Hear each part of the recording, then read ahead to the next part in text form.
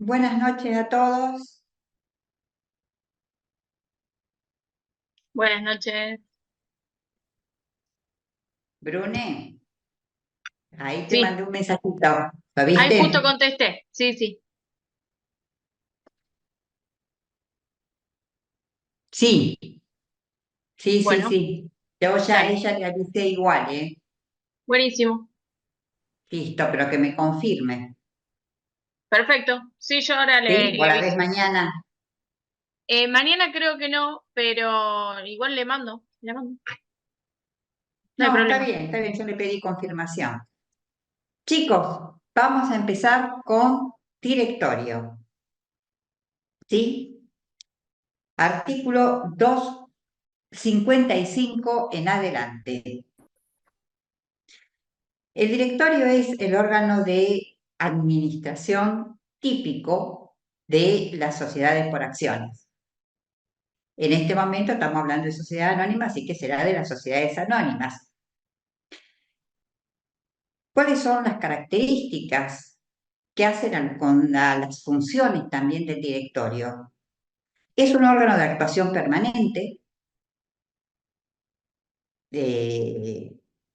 Si no tenemos directorio, si no tenemos un órgano de administración, no se va a poder cumplir con el objeto y por lo tanto hay imposibilidad de cumplimiento del objeto y la sociedad se debe disolver. Por eso también es necesario, por la misma razón, es de actuación permanente, es necesario,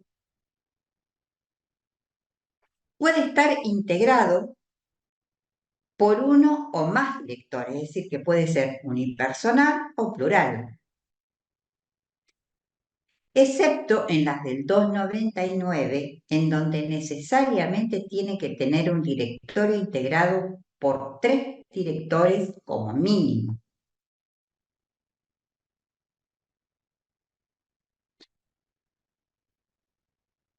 Es colegiado, aunque sea unipersonal. ¿Por qué? Porque las decisiones que toma el único director tiene que volcarlas en un libro de actas.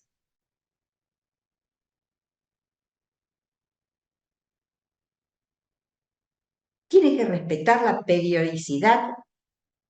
No será de una reunión, solito, su alma, solito en su casa, en la sede social, tendrá que redactar las decisiones que va tomando. Por eso también se habla de órgano colegiado que sea unipersonal. Pueden ser accionistas, pueden ser terceros, están designados por la asamblea ordinaria, pueden ser designados por asamblea ordinaria, por el Consejo de Vigilancia, que es un órgano de fiscalización optativo de las sociedades anónimas o por acciones en general. Puede ser designado por la sindicatura. ¿En qué caso? Cuando hay vacancia. Si el estatuto no prevé cómo se suplen las vacancias, el síndico designa al suplente. Puede ser designado por asambleas especiales. ¿Se acuerdan que cuando les di las clases en que se dividían las acciones y les dije, una de las clasificaciones tiene que ver con los derechos que otorgan? Creo que fue la primera. Derecho en el voto, de 1 a 5 votos, derechos de preferencia patrimonial, sobre las utilidades, sobre los dividendos, sobre la cuota de liquidación, o derechos políticos. Y les hablé de acciones clase A, clase B.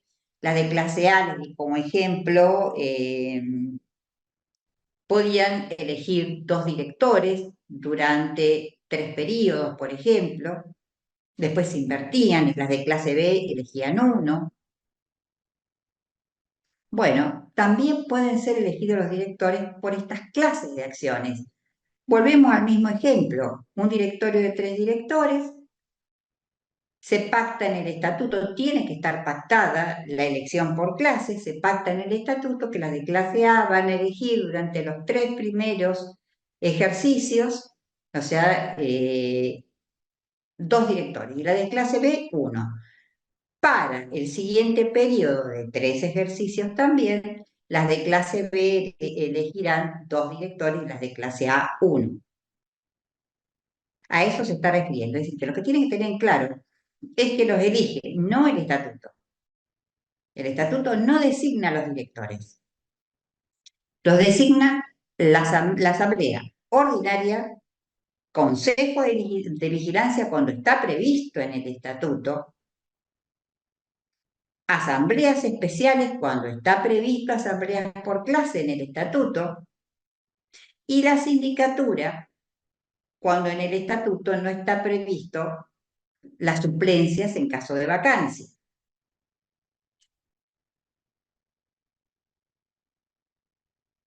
El cargo de director es indelegable,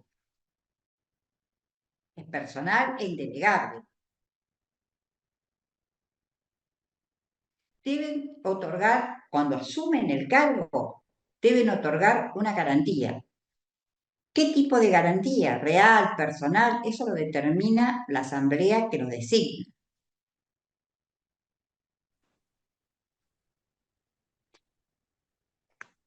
En el estatuto se puede prever el número de directores o puede delegarlos en la asamblea. La asamblea que los designa, cuando yo menciono asamblea, es asamblea ordinaria, Asamblea ordinaria, asambleas especiales, consejo de vigilancia o sindicatura. Si el estatuto delega en la asamblea ordinarias, especiales o en el consejo de vigilancia, ¿cuántos integrantes va a tener el directorio?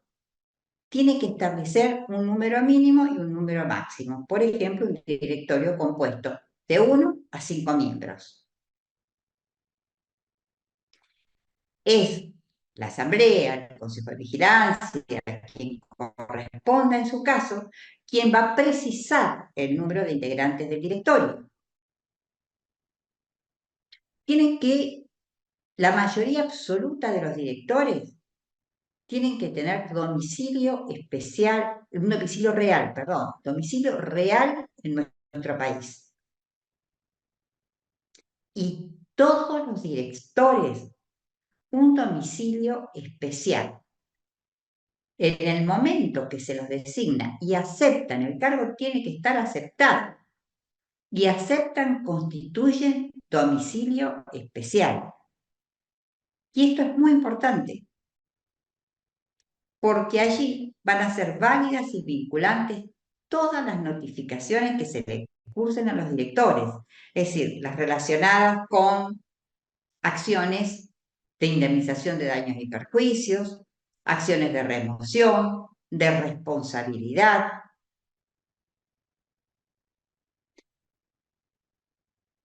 En cuanto a la duración, no sé si les mencioné, duran 3 ejercicios como máximo en su cargo, pero son reelegibles y esencialmente removibles sin necesidad de invocación de causa.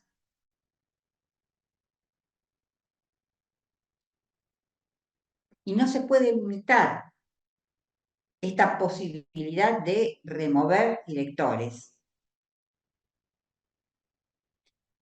Si nada se prevé en cuanto a la duración, si el estatuto nada dice en cuanto a la duración de los directores en su cargo, son 3 ejercicios.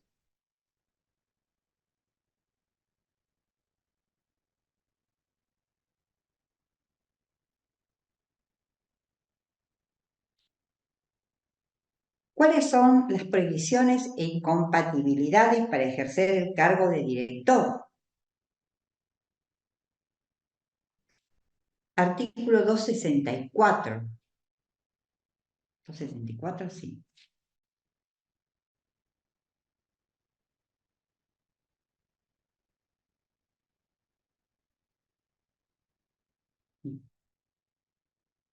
El inciso primero establece quienes no pueden ejercer el comercio. Ahora tienen que ir al Código Civil y Comercial, a ver quiénes no pueden ejercer el comercio. Está bastante limitado ese tema. El inciso 2 de la Ley General de Sociedades quedó prácticamente derogado, porque ya no se distingue entre quiebra fraudulenta o no fraudulenta. O sea que solamente quedaría la parte que establece que no pueden ser directores los fallidos durante el año que dure su inhabilitación. Nada más. Quienes no pueden ejercer el comercio, los fallidos, por un año que dura su inhabilitación, los condenados con penas accesorias de inhabilitación para ejercer cargos públicos, los condenados por delitos de hurto, robo, defraudación, los condenados por delitos, basta con que se acuerden uno o dos de toda esta enumeración que les hago, ¿no? De este inciso me refiero, ¿eh? Los que no pueden ejercer el comercio, los fallidos con inhabilitación por un año, los condenados con accesorias para ejercer cargos públicos, los condenados por robo, hurto, estafa, defraudación, los condenados por delitos cometidos durante la constitución, el funcionamiento, disolución y liquidación de la sociedad. Y el último inciso establece una incompatibilidad, que es la de quien detenta un cargo público cuyas funciones están directamente relacionadas con el objeto de la sociedad. ¿Cuál sería el caso? Le voy a dar un ejemplo. Una sociedad que tiene por objeto construcción de viviendas particulares. Compra un predio importante, más allá de circunvalación, para construir un barrio cerrado. Uno de los directores de esta sociedad es a su vez el director de obras particulares de la Municipalidad de Rosario, que es el que va a autorizar en definitiva, porque va a tener su firma, al que se le deben presentar los planos, las modalidades de construcción, es el que va a autorizar en definitiva la demolición, la construcción. Sus funciones específicas, director de obras particulares, es el que va a autorizar la edificación de una vivienda, todas las viviendas que hay en la ciudad de Rosario. Y en definitiva, el que va a autorizar la construcción de estas viviendas que van a estar en ese barrio privado. O sea que sus funciones como director de obras particulares choca con o es incompatible con el objeto, se encuentra directamente relacionado con el objeto de la sociedad, por lo cual es incompatible y no va a poder ser director.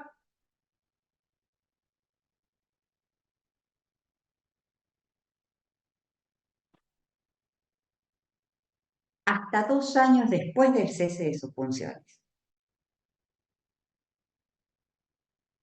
Ahora, ¿qué ocurre si esta incompatibilidad o estas prohibiciones son sobrevinientes? Se le declara la quiebra después que ya es director.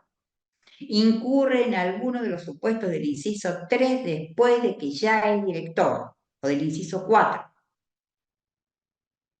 En ese caso, el directorio o la sindicatura, si es que el directorio no consigue el quórum necesario, debe inmediatamente convocar a una asamblea ordinaria para remover a este director por incompatibilidad.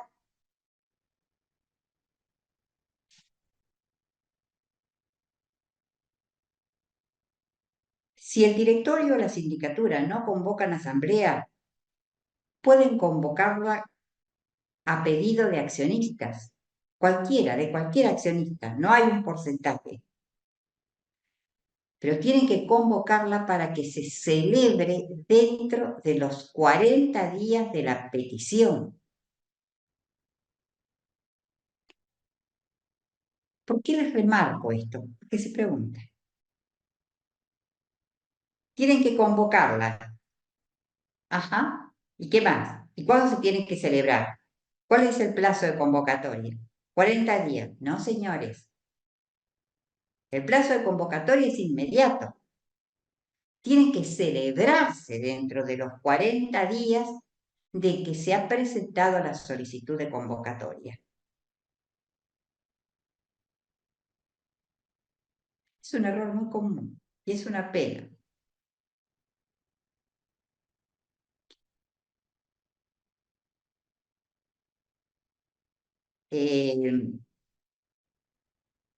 Si así todo no se convoca, cualquier director, cualquier accionista puede convocar asambleas para que se celebre dentro de los 40 días de la petición.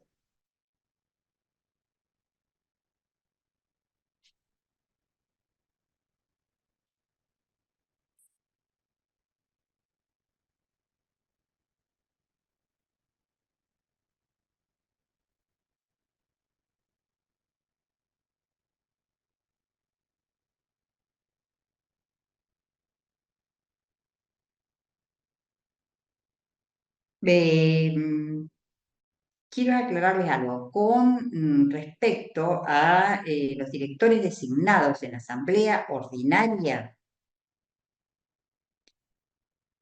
Los directores pueden elegirse por un sistema ordinario, se se votan en la asamblea los accionistas, eligen los directores, o por un sistema de voto acumulativo, que se los voy a dar el lunes.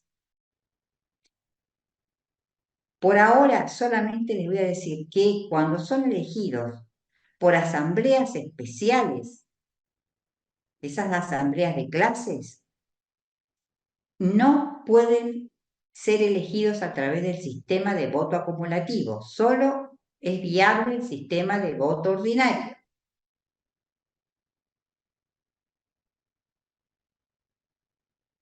Les dije que los directores eran reelegibles, eran removibles sin causa, pueden ser removibles con causa. Cuando son removibles sin causa, en el caso de asambleas especiales, los remueve la misma asamblea especial. Pero cuando es con causa, los remueve, es competencia su remoción de la asamblea ordinaria. Entonces vamos a ordenarnos. Son reelegibles, son esencialmente removibles en todos los supuestos. Pero cuando son elegidos por asambleas especiales, la remoción con causa es competencia de la asamblea ordinaria. En el supuesto que sean elegidos por el Consejo de Vigilancia,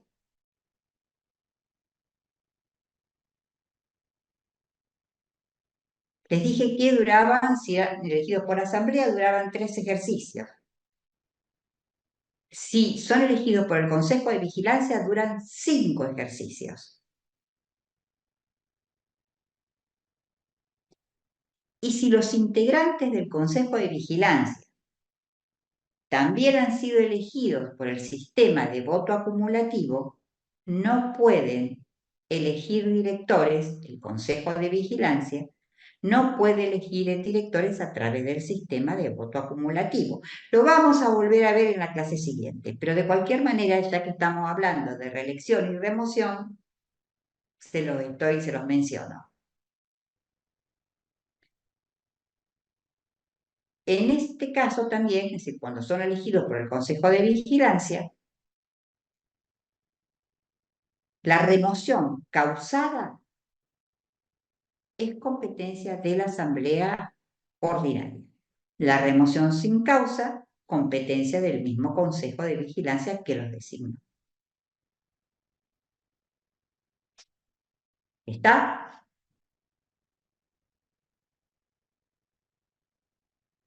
Las previsiones y la incompatibilidad de las mismas.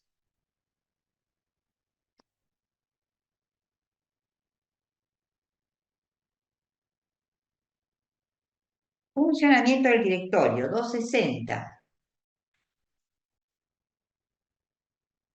El funcionamiento y del directorio, funcionamiento, organización y funcionamiento, es competencia de la Asamblea del Estatuto. El Estatuto debe prever todo lo relacionado, 9260, se me escapó el 260, todo lo relacionado con el funcionamiento y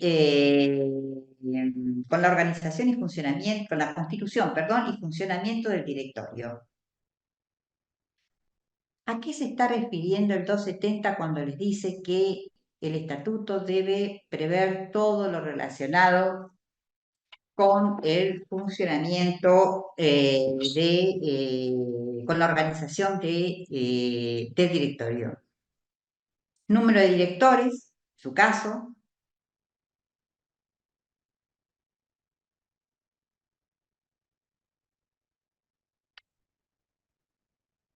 se está refiriendo a eso, al número de directores, los cargos.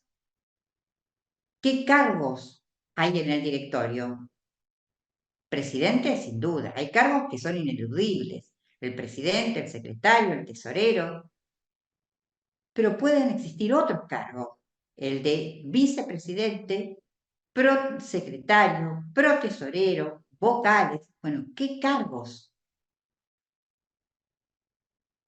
No implica designación ni distribución de cargos, sino simplemente el número de integrantes del directorio y los cargos que van a existir en ese directorio. Eso es organización. Funcionamiento. La ley le da algunas pautas, pero el estatuto tiene que desarrollarlo más. El funcionamiento tiene que ver con las reuniones. Y la ley les habla de que deben reunirse por lo menos una vez cada 3 meses, sin perjuicio de que se reúnan con mayor periodicidad, o sea, una vez por mes, cada 2 meses. Y además pueden ser convocadas todas las veces que sea necesario. O sea, lo previsto en el estatuto es una vez por mes, 2 veces por mes, 3, más de 3 no, cada 3 meses es lo mínimo. Si no, no tenemos ese órgano de actuación permanente, deja de ser de actuación permanente.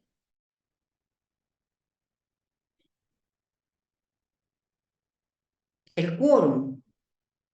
¿Qué quórum debe haber? Bueno, la ley les fija mayoría absoluta de integrantes, no de presentes. Los presentes son para tomar decisiones, son las mayorías necesarias que deben existir en las reuniones del directorio para tomar decisiones. El quórum establecido por la ley les dice que no puede ser inferior a la mayoría absoluta de integrantes.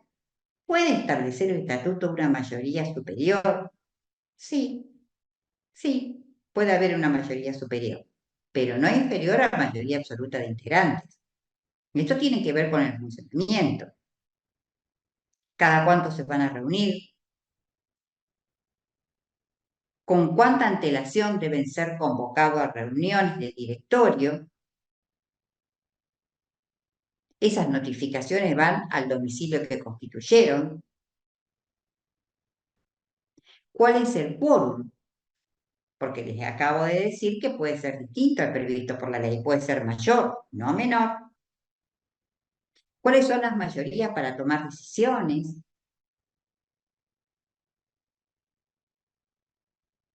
Todo esto, además, todas las decisiones que se toman deben estar volcadas en un acta que debe conservarlo la sociedad.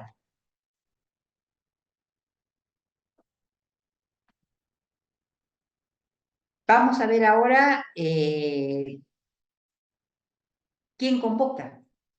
La convocatoria del directorio es competencia del presidente del directorio. El presidente del directorio es el que ejerce la representación. Vamos a hacer bien la distinción. El directorio administra, gestiona, pero el presidente es el que vincula a la sociedad con los terceros, el que representa a la sociedad frente a los terceros. Y esta es una diferencia con las SRL.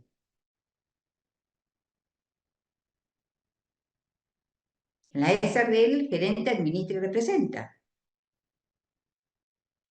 En el caso de las sociedades anónimas, el directorio administra, el presidente representa.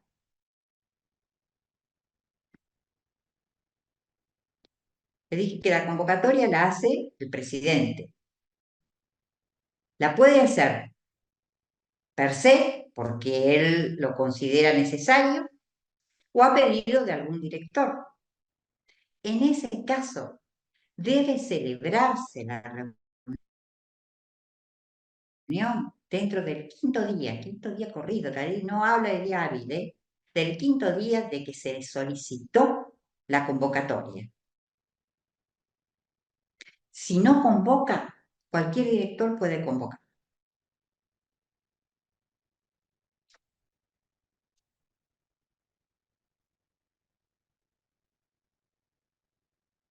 Los directores no pueden votar por correspondencia.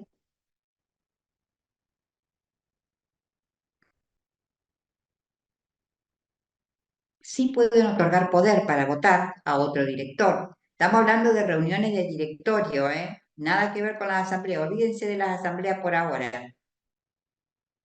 La asamblea interviene en su designación, pero estoy hablando del directorio y reuniones de directorio. Entonces, ellos pueden votar no por correspondencia, pero sí pueden otorgar poder a otro director para que vote. Ahora, ese poder que otorga el director a otro para que vote, no hace al quórum. El quórum debe existir sin la presencia de este director que no concurre. Deben tener quórum igual, mayoría absoluta de integrantes. Un directorio de 3. Mayoría absoluta entendida como, ¿Cómo? mayoría absoluta entendida como la mitad más uno. ¿Qué han visto ustedes hasta ¿O ahora? cómo? ¿Qué vieron hasta ahora? Por amor de Dios. De ahí a que se les diga, se terminó el examen, es un segundo, ¿eh? Mayoría absoluta, está bien tu pregunta. Y yo te agradezco porque intervenís en todas las clases, con lo cual estás interesado. Me parece perfecto. Todo lo contrario, no me estoy enojando, pero sí me estoy enojando que a esta altura, La verdad que sí, debería porque saberlo. vamos a volver a explicar. Lo vi Con en lo varias cual me materias, están lo vi en probando ustedes a mí, constitucional, ¿eh? co- Me están probando ustedes a mí porque yo tengo que volver al inicio, explicarles las mayorías, a la parte general. No me van a enganchar fácilmente, ¿eh? Son muchos años de ejercicio, la docencia y de ejercer además la práctica de la materia. Para contestar tu pregunta, no puedo Pero no es hacerlo capcioso. solo, porque va a quedar muy descolgado. Tenemos distintas mayorías. Simple mayoría es la mayor de las mayorías. Un 35, un 25, un 35 y un 40. A ver, ¿me da el número? ¿Me da el 100%? 35, 40, no, me da 80.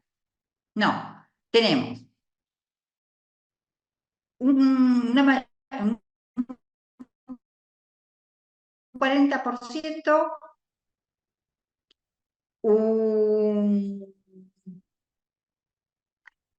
para no darle la mayoría absoluta, 40, 35 y 25, sí, me da el 100%. ¿Cuál es la mayor de las mayorías? ¿Cuál es la mayor de las mayorías?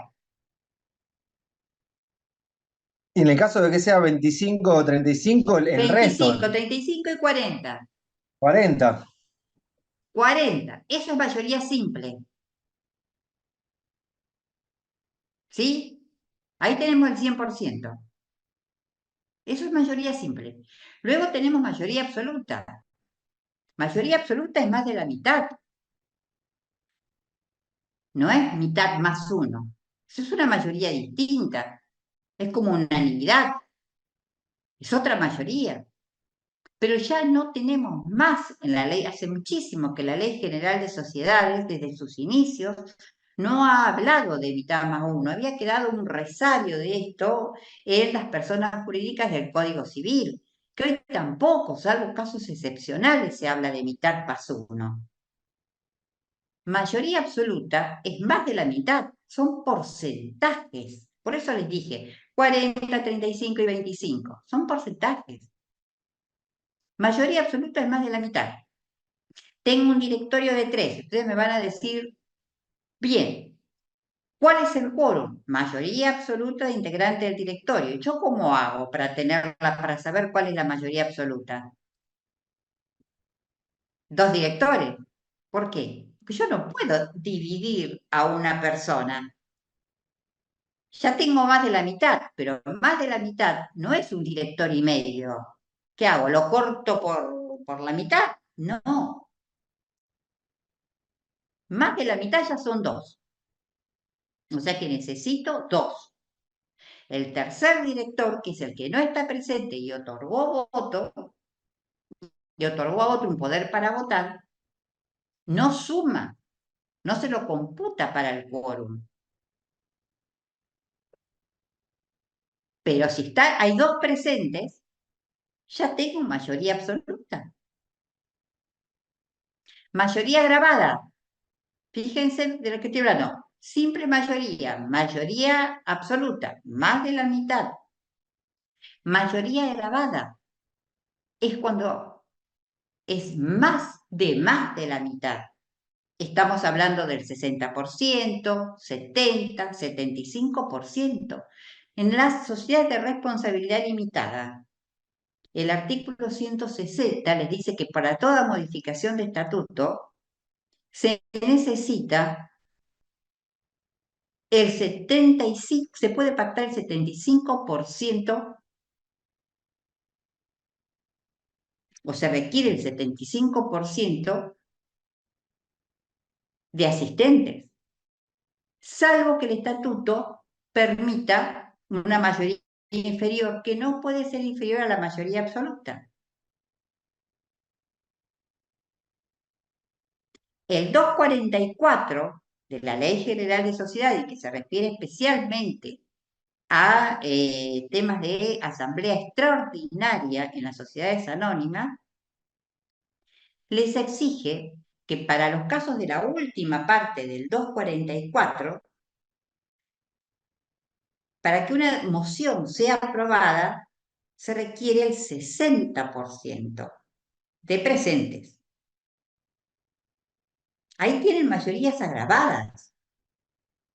Entonces ya tienen simple mayoría, mayoría absoluta, mayoría agravada. Por supuesto que existe la unanimidad.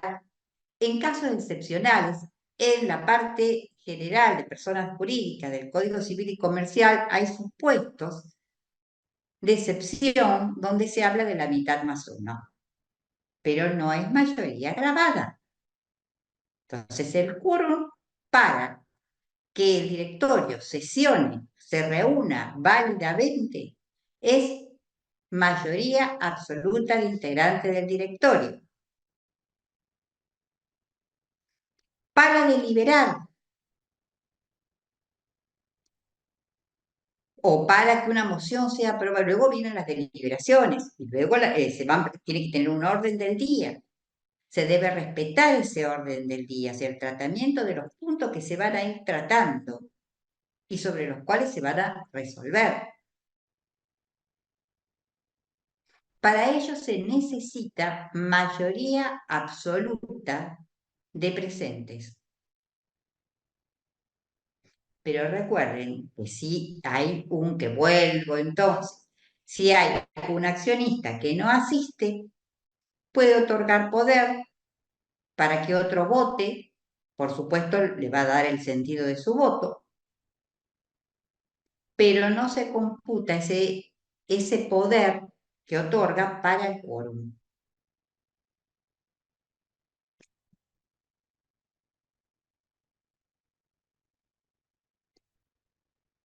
¿Qué más?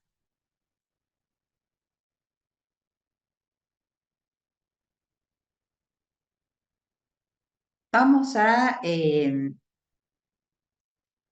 meternos de lleno en la diferenciación entre directorio de representación y el artículo 58. Les dije que el directorio es el órgano de administración, es un órgano de actuación permanente, es necesario, realiza todos los actos relacionados con la gestión, con la actuación interna de la sociedad, con la organización de las distintas áreas en las cuales se divide la misma sociedad, la designación de los empleados, pero nunca se relaciona con los terceros, nunca contrata con terceros. Mientras que el presidente del directorio es el representante natural de la sociedad. Él es el que sí va a representar a la sociedad, va a firmar los contratos con terceros conforme las directivas que le imparte el directorio.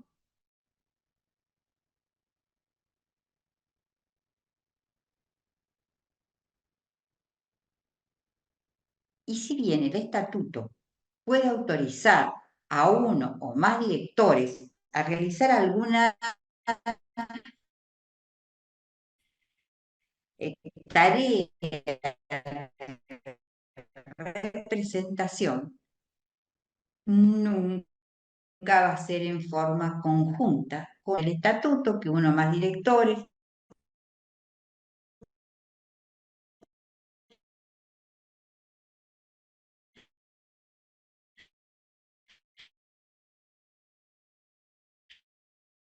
realizarán algunas tareas relacionadas con la representación.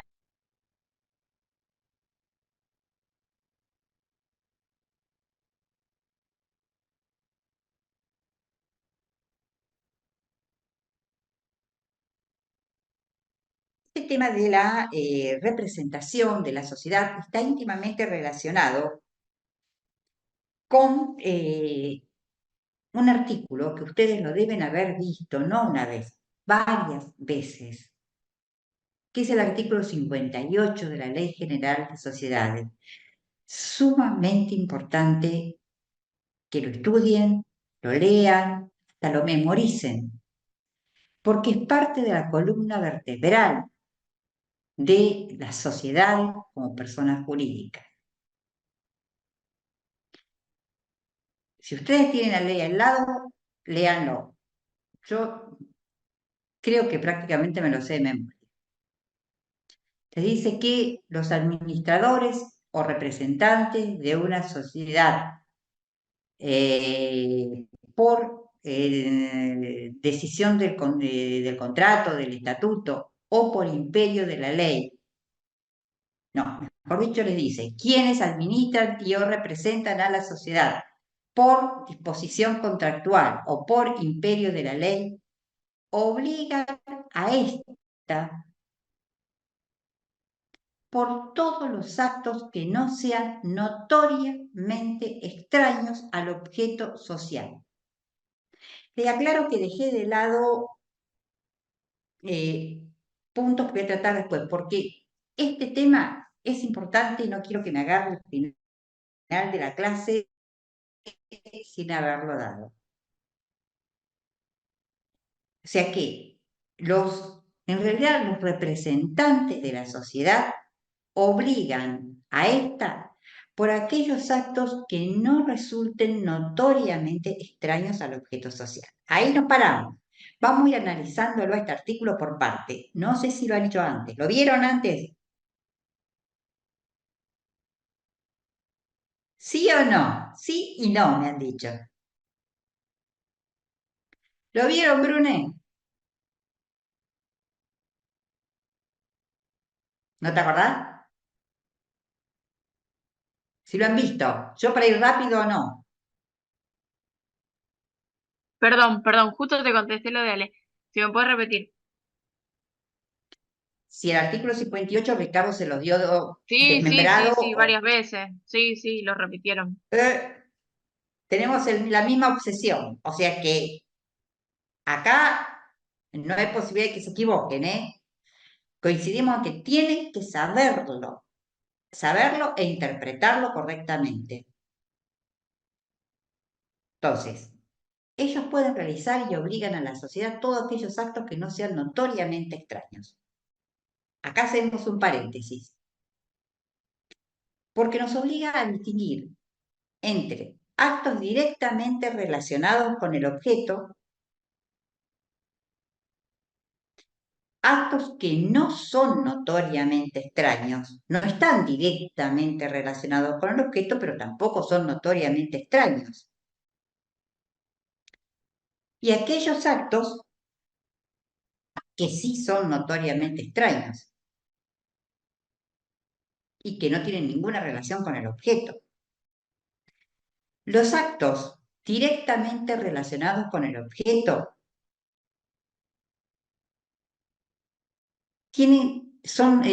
responden al principio de la especialidad y tienen que ver con la capacidad de la sociedad. La sociedad solamente es tiene capacidad de derecho para realizar todos los actos directamente relacionados con su objeto, porque responde al principio de especialidad. Lo mismo ocurre con las personas jurídicas del Código Civil y Comercial. Pero el artículo 58, que habla de la representación, establece que los administradores y representantes obligan por los actos que no son notoriamente extraños, o sea, les da un ámbito de actuación más amplio. No solo obligan por los actos que se encuentren directamente relacionados con el objeto, sino aquellos que no son notoriamente extraños.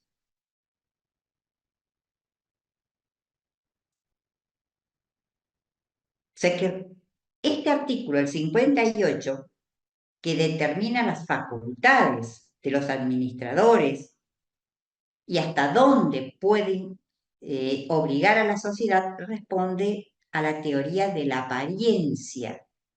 La sociedad tiene capacidad para realizar solamente los actos relacionados con el objeto. Teoría de la especialidad o principio de la especialidad. Los administradores, en su actuación, pueden ir un poquito más lejos. Pueden realizar actos y obligar a la sociedad que no son notoriamente extraños. Por eso hablamos de teoría de la apariencia, aquellos actos que en apariencia están relacionados con el objeto. Ahora les voy a dar un ejemplo para que lo vean. Yo supongo que si lo dio el doctor Silverstein va a ser mucho más clara que yo, pero bueno, lo que suma no perjudica. Y luego tenemos la tercera categoría, aquellos que son notoriamente extraños. No los puede realizar ni la sociedad ni los administradores o representantes.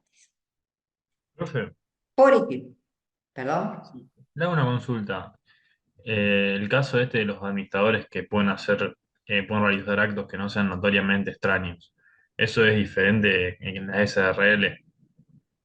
No, es lo mismo. Ah, lo Esto mismo. es para toda la sociedad, está en la parte general, el artículo 58. Ok, listo. No, Gracias. no sé por qué la pregunta. No, porque entendí que dijiste eso, pero quizás se No, refería no, no. Está en la parte general. O sea, Ok, artículo listo. 58. Y es válido para todas las sociedades. Por eso les dije, ya que hablamos de representación, vamos a volver al artículo 58, porque estamos sobre el final de la materia. Ustedes lo dieron al principio y es válido que lo recuerden ahora también. ¿Sí? Entonces, lo primero es distinguir actos directamente relacionados con el objeto, que no son notoriamente extraños y los notoriamente extraños. El primero determina la capacidad de la sociedad. La sociedad solo es capaz para realizar actos directamente relacionados con el objeto. Principio de especialidad. En relación a los representantes, por el artículo 58 se recepciona la teoría de la apariencia. Y los administradores pueden ir un poco más allá, pueden realizar y obligar a la sociedad por aquellos actos que no son notoriamente extraños. Todo, no distingue a qué tipo de administradores ni a qué tipo societarios, ¿eh? Todos. Y luego tenemos los notoriamente extraños. Ahora bien, si un representante lleva a cabo un acto notoriamente extraño, esa sociedad, después de todo lo que les dije y de todo lo que les habrá dicho Ricardo, esa sociedad quedaría obligada.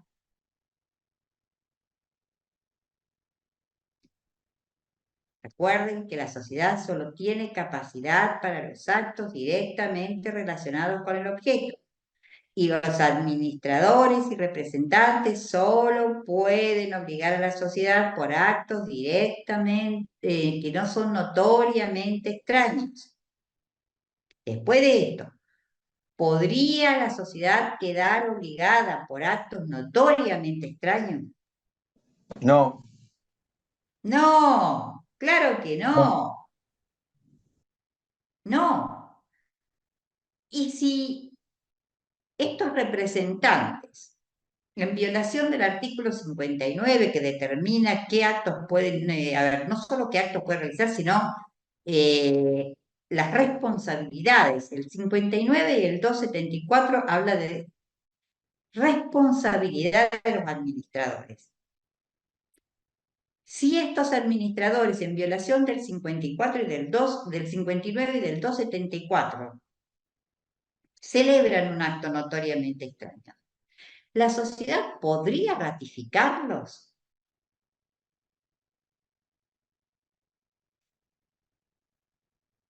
Preguntas de examen, ¿eh? Sí, pero creo que era que los socios que votaban a favor eran responsables también por daño y perjuicios, ¿no? ¿Tiene nada que ver con eso? La pregunta es, ¿ustedes ya me contestaron bien? O Alejandro me contestó. Me dijo que no puede realizar los actos que son notorios, la sociedad no puede llevar a cabo actos que son notoriamente extraños al objeto social.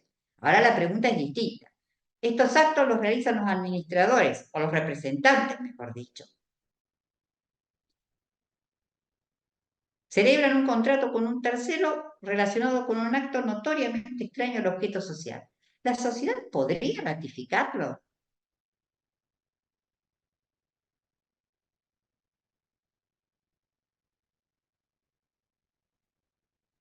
Obviamente que no, porque no tiene capacidad. Si no tiene capacidad para realizar ella esos actos, menos puede ratificar actos de sus representantes. Es obvio.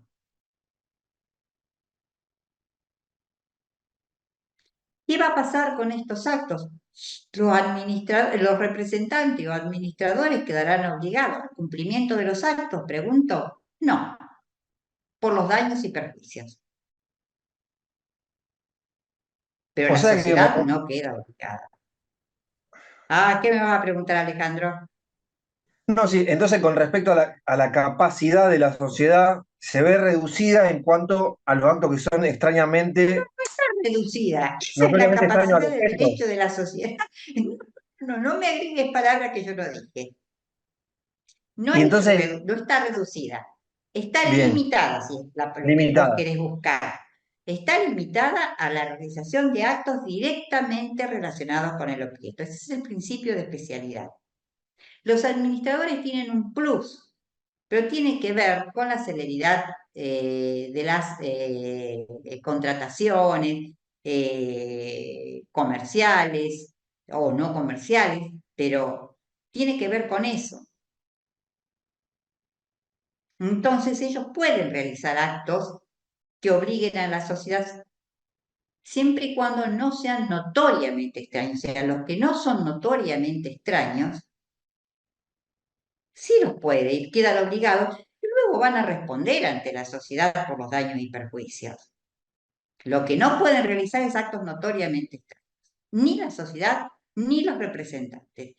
Y si lo realizan los representantes, no puede ratificarlo la sociedad. ¿Por qué? Porque la sociedad no tiene capacidad. Les doy un ejemplo. Con esto terminamos artículo 58 y no sé si lo van a volver a ver.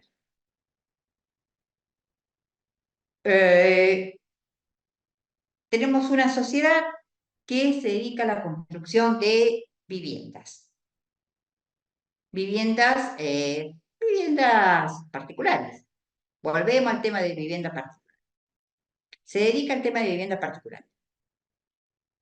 Compran un predio, les dije, en circunvalación, fuera, más allá de circunvalación, para construir un barrio cerrado.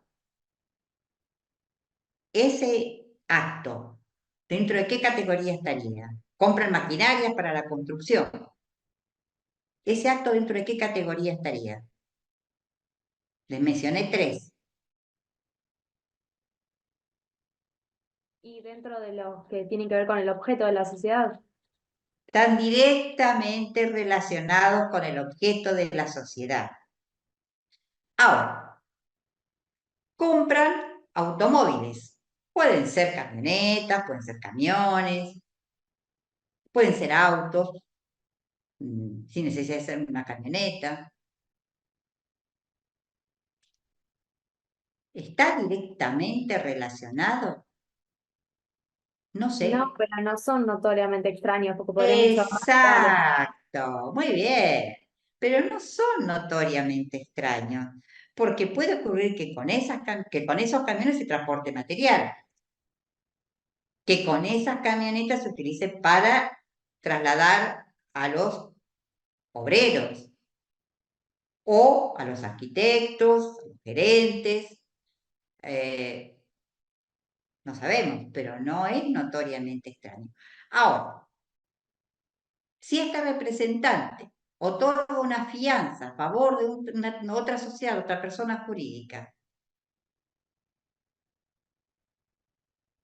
¿qué categoría? ¿Otorga una fianza o compran uno de esos cruceritos, esos yates chiquititos que andan circulando por el río? ¿Está relacionado con el objeto? ¿Es un acto que no es notoriamente extraño o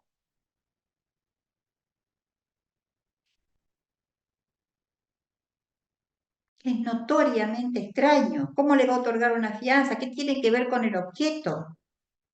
Comprar un crucero para que salgan a pasear o organicen eventos es notoriamente extraño.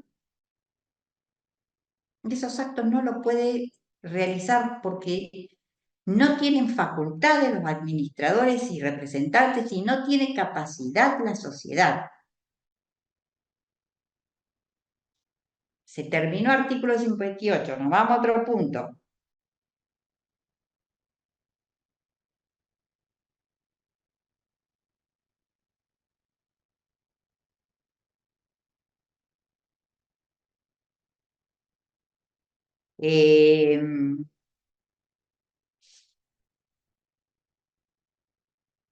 Vamos a prohibición de contratar con la sociedad, artículo 271. Los que tienen la ley hablanla, porque así me pueden seguir. Artículo 271. ¿Qué les dice el 271? Que los directores pueden contratar en las condiciones con la sociedad siempre, los directores pueden contratar con la sociedad siempre, que se encuentren, que esa operación se encuentre relacionada con el objeto de la sociedad, sean de la actividad de la sociedad y en las mismas condiciones en las que operan en el mercado.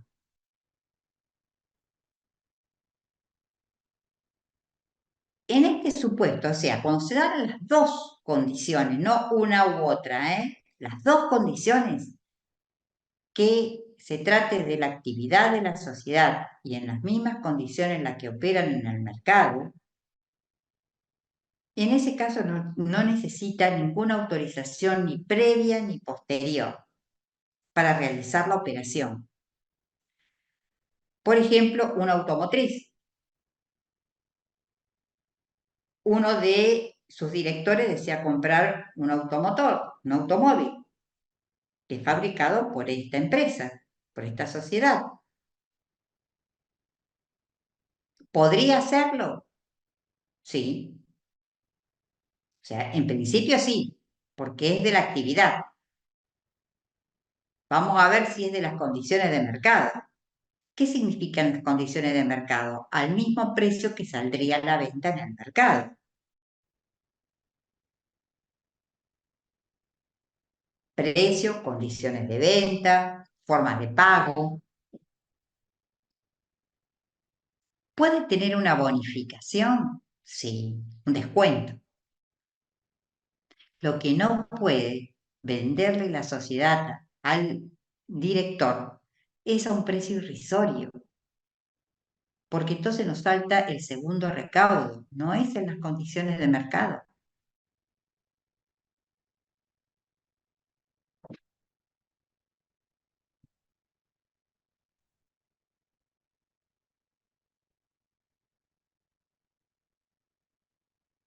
Si no reúne estas condiciones,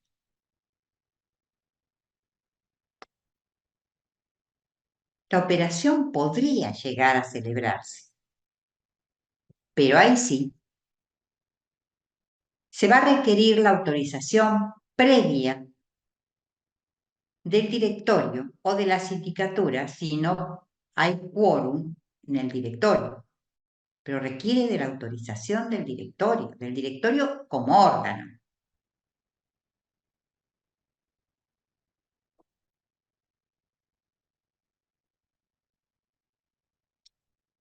Si el directorio no aprueba,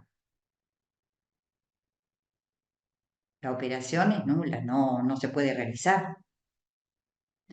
Si el directorio o la sindicatura en su caso la aprueban, esa operación es válida.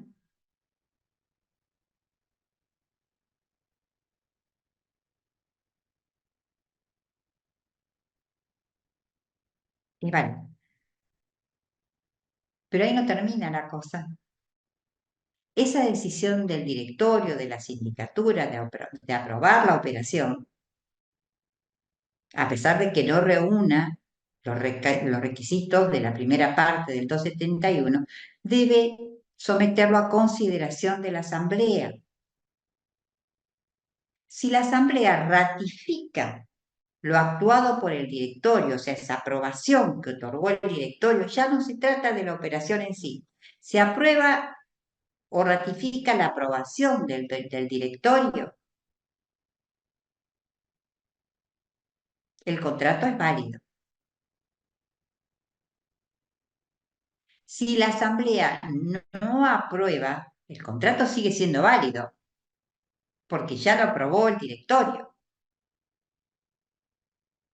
pero genera la obligación de indemnizar por daños y perjuicios a los integrantes del directorio o de la sindicatura, si fue la sindicatura la que los aprobó. ¿Me van siguiendo con los supuestos? El primer caso es de las condiciones de la actividad de la sociedad y las mismas condiciones de mercado. No necesitan ninguna autorización ni previa ni posterior. No se dan estos supuestos. Igual quiere comprar el automóvil, pero no es a precio de mercado. Quiere un descuento del 70%.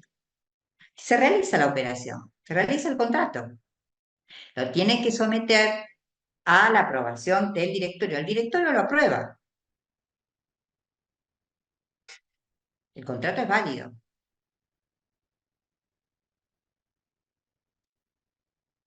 Hay que someterlo, esa decisión del directorio hay que someterla a la consideración de la asamblea ordinaria. Si la asamblea ratifica, el contrato sigue siendo válido, ¿eh? Si la asamblea ratifica la decisión que tomó el directorio, no hay ninguna responsabilidad por parte de los integrantes del directorio. Y si no ratifica, el contrato que sigue siendo válido genera responsabilidad para los integrantes del directorio que aprobaron la operación. Puede ocurrir también, es otro supuesto, que no se someta a la aprobación ni del directorio ni la sindicatura. Directamente se somete a consideración de la próxima asamblea ordinaria. Y la asamblea ordinaria aprueba la operación. El contrato es válido.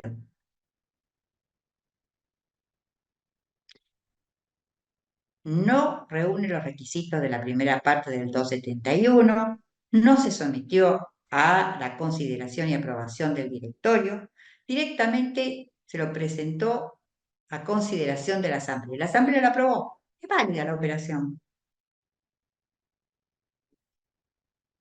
Ahora, no se cumple con los recaudos de la primera parte del 271, no se presenta a consideración o aprobación del directorio o sindicatura, tampoco se presenta para la ratificación de la asamblea ese contrato, o la asamblea directamente no lo ratifica. En el primer supuesto le había dicho ratifica o aprueba. No ratifica. Este es el único caso de nulidad. Y son todos los supuestos en que se les pueden presentar ante una contratación entre la sociedad y un director.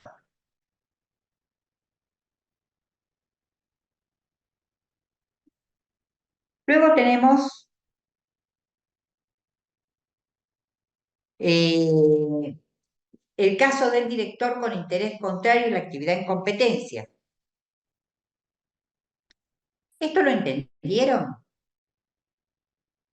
Porque es cotidiano el tema de contrataciones de la sociedad con los directores. Con los accionistas es diferente, pero con los directores es permanente. ¿Lo entendieron? Va el director, ¿Nadie pasa tiene por una la duda, una sindicatura y pregunta, luego. nada? ¿Te escucho, Alejandro? Sí, es director, sindicatura, asamblea. A ver, Pasa por esos es filtros. el Puede ser primer ratificado. párrafo. No necesita ni director, sindicatura ni asamblea. O sea, lo Bien, tenés que estudiar de manera distinta. A bien. eso me estoy refiriendo. Vos querés hacer un combo rápido, lineal. No es así. O sea, si reúne los recaudos de la primera parte esta es la forma. Si es de la actividad de la sociedad, si el contrato está relacionado con la actividad de la sociedad, por eso le puse la automotriz y la compra del automotor.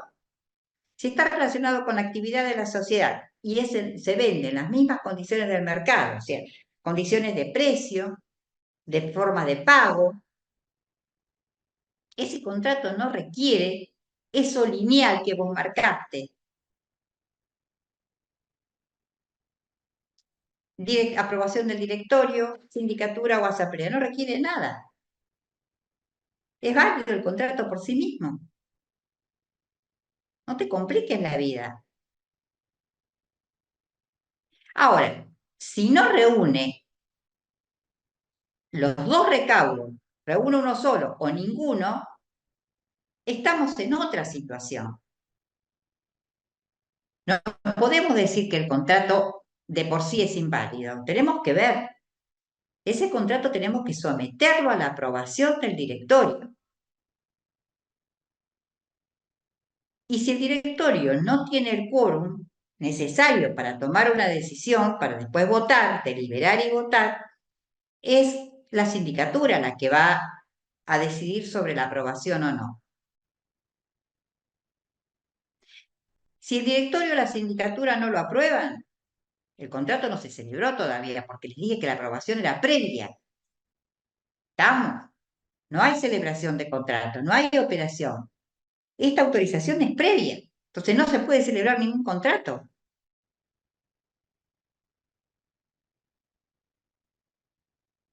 Si el directorio o la sindicatura lo aprueban, la operación es válida, el contrato es válido. Pero así todo, lo tienen que someter a la ratificación de la asamblea. El contrato ya es válido. Si la asamblea ratifica lo decidido por el directorio o por la sindicatura, el contrato sigue siendo válido y no hay responsabilidades para nadie. Si la asamblea no ratifica la decisión que tomó el directorio o la sindicatura, hay responsabilidad por daños y perjuicios para el directorio como órgano o la sindicatura.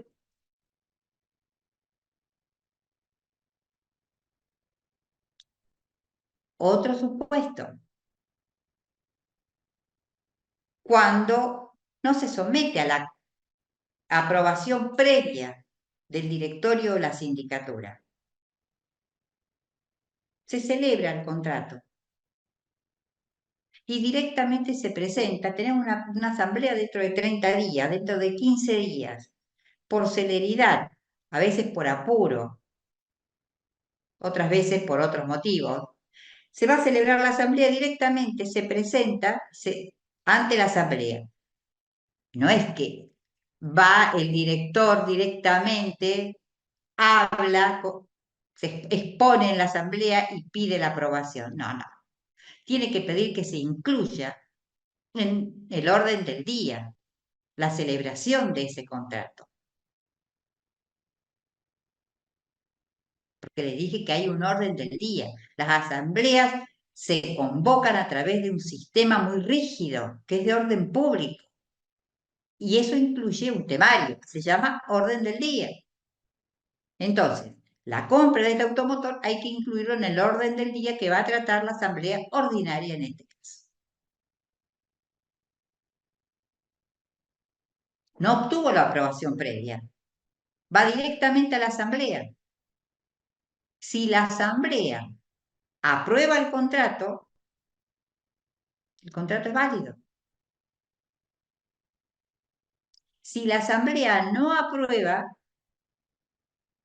el contrato es nulo. Por eso les dije, es el único caso de nulidad. Porque si no obtienen la aprobación previa del directorio o de la sindicatura, no hay contrato. Porque es previo.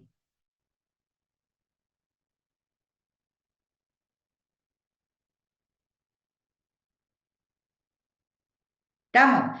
Bien, pasemos a otro tema. Director con interés propio o interés contrario, como les dice el artículo 272, es el artículo que sigue.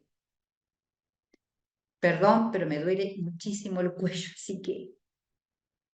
en este caso, el director que tiene un interés personal o un interés contrario al de la sociedad debe informar en la reunión de directorio cuál es su interés. No a la asamblea, no se confundan, en general responden, ¿a quién deben informar? A la asamblea. No, señores, estamos en reuniones de directorio. Entonces, tiene obligación de informar cuál es su interés en la reunión de directorio. Debe abstenerse de intervenir en las deliberaciones.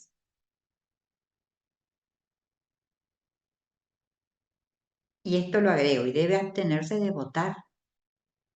No lo dice la ley. Pero el 159 del Código Civil y Comercial, que es mucho más estricto en ese sentido y habla de este tema también, les dice que además de informar, debe abstenerse de intervenir en todo lo relacionado con la operación, o sea, en todo. Y cuando habla de todo lo relacionado con la operación, incluye la votación.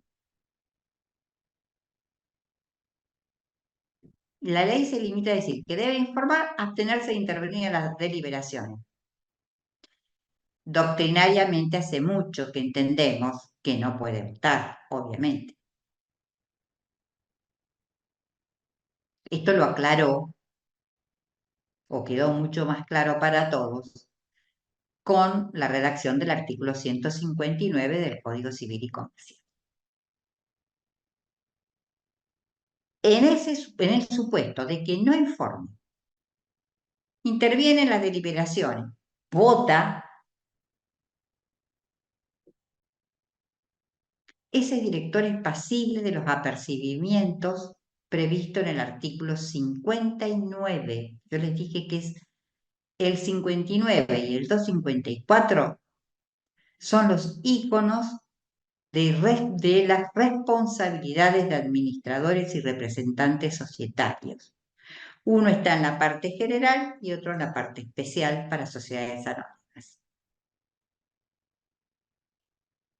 ¿Cuáles son esas responsabilidades?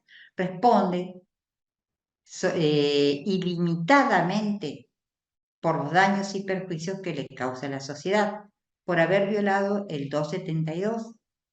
No informó, deliberó, votó.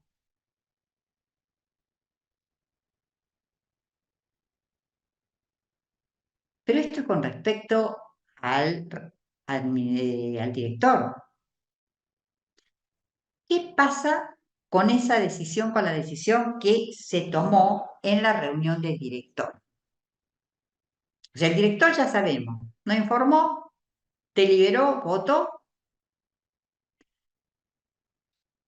va a ser responsable ilimitadamente por los daños y perjuicios que rogue a la sociedad esta violación. Que no solamente es responsabilidad por daños y perjuicios, puede ser removido con causa, puede ser pasible de una acción social de responsabilidad, pero también hay que ver qué pasa con la decisión del directorio. Se decidió aprobar un contrato con un tercero, donde este director tenía un interés directo.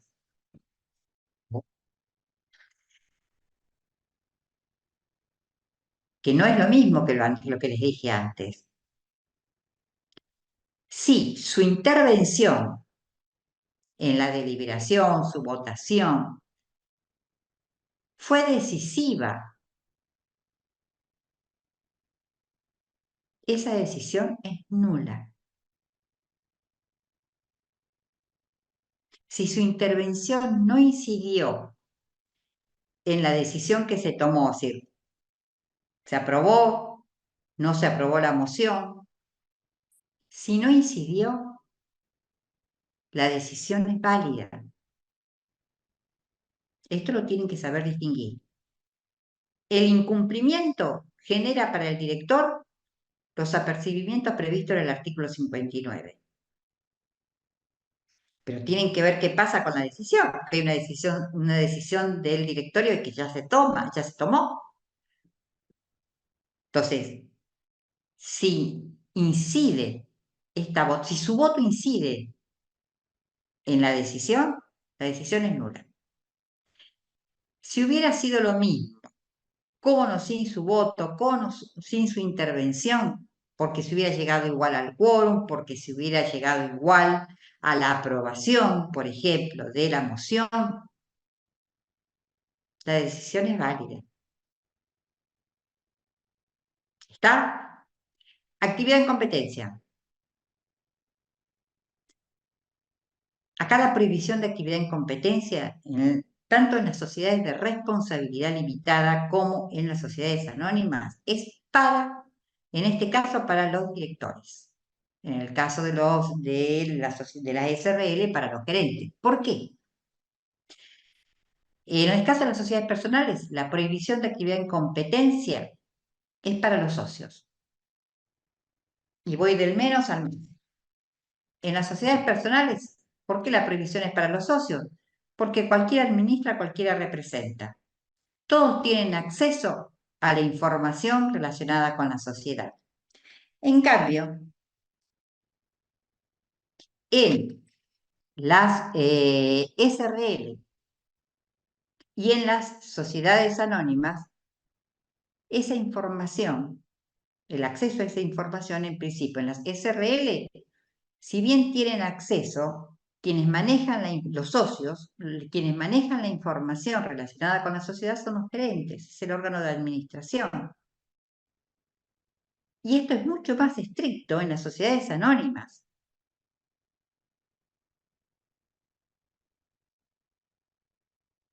Porque en las sociedades anónimas hay un órgano de fiscalización. Entonces, el accionista no tiene acceso directo de ninguna manera, lo tiene que pedir a través de la sindicatura. ¿Quiénes tienen acceso directo a la información? A todas las actividades de la sociedad,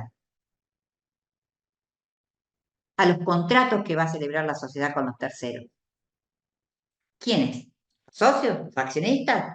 No, les acabo de decir que lo pueden pedir. El 2% de socios accionistas que representan el 2% del capital social pueden pedir información a la sindicatura, pero acceso directo no. Y entonces, ¿quiénes tienen acceso directo?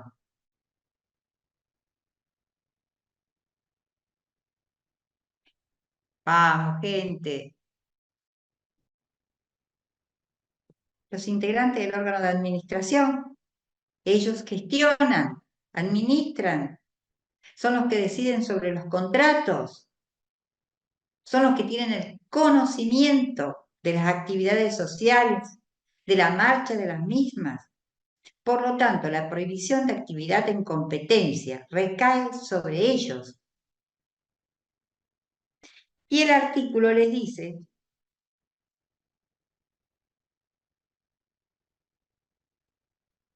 que el director no puede participar por cuenta propia o de terceros en actividades en competencia con la sociedad, salvo autorización expresa de la asamblea.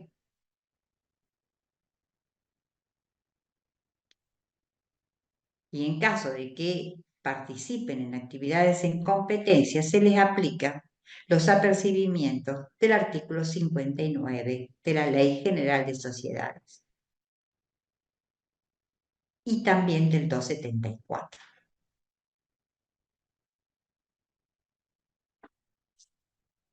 Ya les di la prohibición de contratar.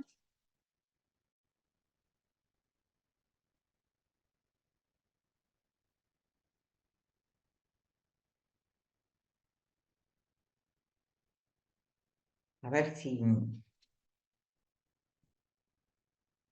Último tema, inscripción en el registro público. Esto es para todos, el artículo 60 de la Ley General de Sociedades. que les dice que la designación y cesación de los administradores y representantes societarios deben inscribirse en el registro público. Esto es por una cuestión de publicidad. Y me estoy acordando que me dejé una parte del artículo 58 sin decir. Pues ya voy a volver.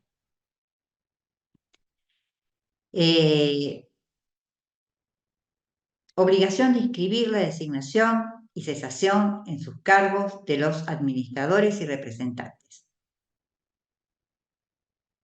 En caso de no inscribirse, se les aplica el artículo 12. Volvemos al artículo 12. ¿Qué les dice el artículo 12? La primera parte, ustedes ya supongo que a esta altura la saben. Se dice que son la primera, la segunda y la tercera. Pero se las repito así rápidamente, que son oponibles a todos los socios otorgantes. Eso no hace a esta cuestión. La segunda parte sí, porque establece que el artículo 60 le dice que se le aplica el artículo 12 sin las excepciones de la última parte del artículo 12. Es decir, que son inoponibles. La sociedad y los socios no la pueden oponer a las modificaciones no inscriptas a los terceros. Sin embargo, los terceros sí pueden invocar modificaciones no inscriptas contra la sociedad y contra los socios.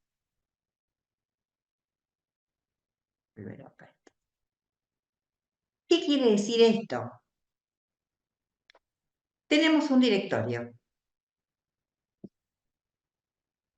5 integrantes.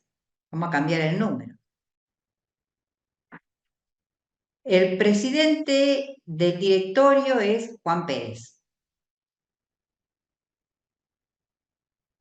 Se decide renovar parcialmente el directorio,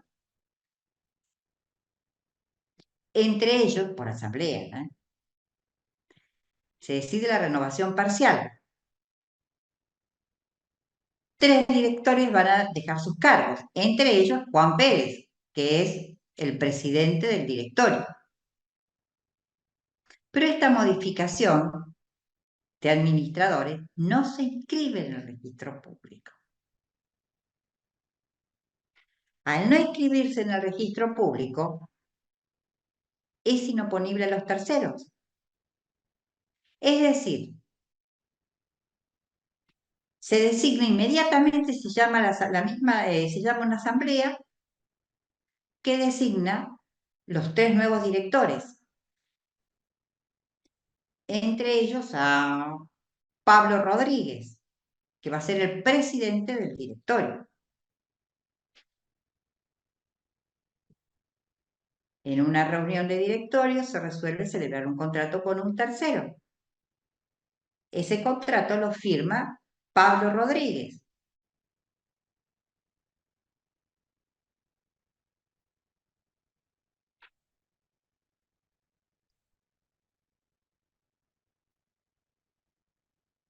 Ese contrato lo firma, era Juan Pérez.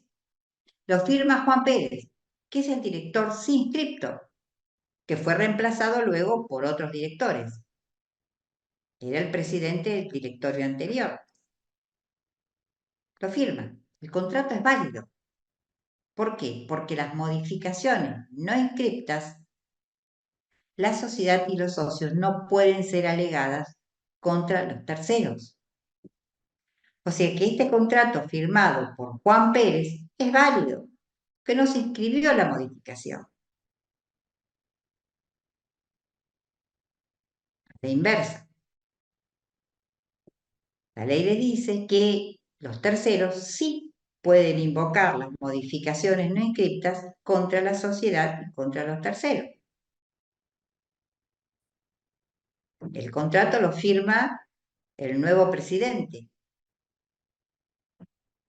Será Pablo Rodríguez.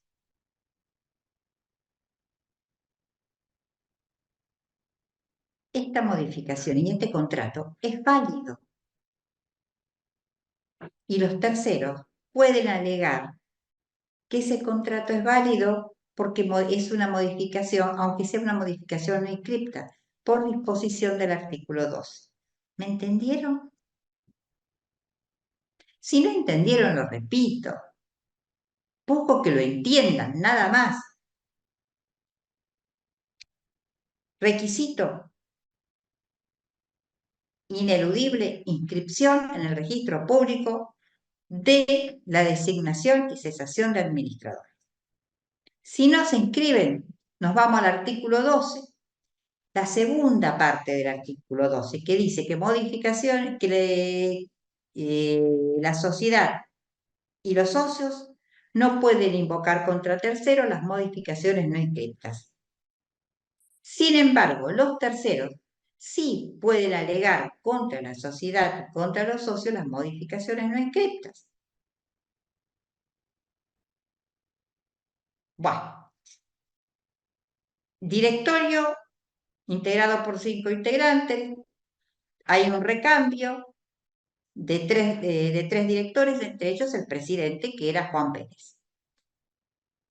Este contrato ya había sido decidido por este directorio que estaba funcionando. Como han sido removidos sin causa de su cargo, inmediatamente la Asamblea designa 3 nuevos directores y a Pablo Rodríguez como nuevo presidente. Pero ya hay un contrato en curso que lo decidió el directorio anterior y lo firma Juan Pérez. Ese contrato es válido porque la sociedad ni los socios pueden alegar la modificación que no está inscripta contra los terceros. No pueden decirla, no vamos a cumplir, porque hoy el presidente del directorio, quien debió firmar, es Pablo Rodríguez. No, si no se inscribieron. En cambio, esa modificación no inscripta sí puede ser alegada o invocada por los terceros. Entonces, salen los 3 integrantes del directorio, inmediatamente se eligen los 3 nuevos integrantes, se designa Pablo Rodríguez. Esta decisión, que estaba en curso de firmar un contrato con un tercero determinado, la firma Pablo Rodríguez. Y ese contrato es válido.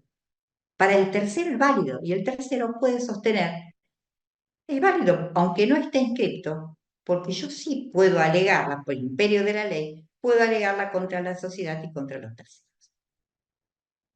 Si ya lo entendieron, ya está.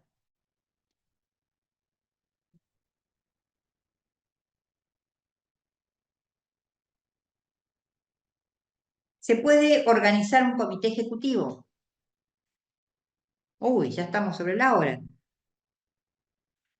Bueno, rápidamente. Dejo la parte que me olvidé del artículo 58 para la próxima. Podemos organizar, el estatuto puede prever la existencia de un comité ejecutivo. El comité ejecutivo está integrado por directores. Solamente el directorio puede delegar en el comité ejecutivo funciones de gestión ordinaria, nada más, aquellas que son cotidianas. Este comité ejecutivo es el que va a actuar semanalmente, mensualmente, es para aliviar la actividad del órgano directorio y además para acelerar la toma de decisiones.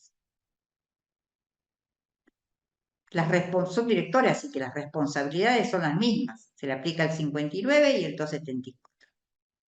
A su vez, el directorio puede designar gerentes generales, gerentes especiales. Gerentes generales de la sociedad, gerentes especiales son los gerentes de áreas, gerente de recursos humanos, gerente del área de contabilidad, gerente de planta. Son gerentes especiales. En ellos Pueden ser los mismos directores o no, pueden ser terceros. Y el directorio delega en ellos solamente funciones ejecutivas, no de gestión, no de administración. Ejecutan las indicaciones y las órdenes que imparte el directorio. A ellos les rinde cuentas y están bajo la supervisión y el control del directorio. Son empleados de la sociedad. El director no es un empleado de la sociedad, es un órgano, es parte de un órgano, del órgano directorio. En cambio, los gerentes son empleados de la sociedad, tienen un sueldo fijo, tienen un sueldo. Son empleados jerárquicos. Después vamos a ver que la remuneración está relacionada con las reglas generales de remuneración, pero en principio son empleados, tienen derecho a cobrar, percibir un sueldo y solamente funciones ejecutivas designados por el directorio. Hasta aquí llegamos por el día de hoy. Seguimos el lunes y yo concluyo mis clases también el lunes. Nos vemos. Que tengan buen fin de Nos semana. vemos. Gracias, buen fin de. Profe. Hasta luego, profe. Luego.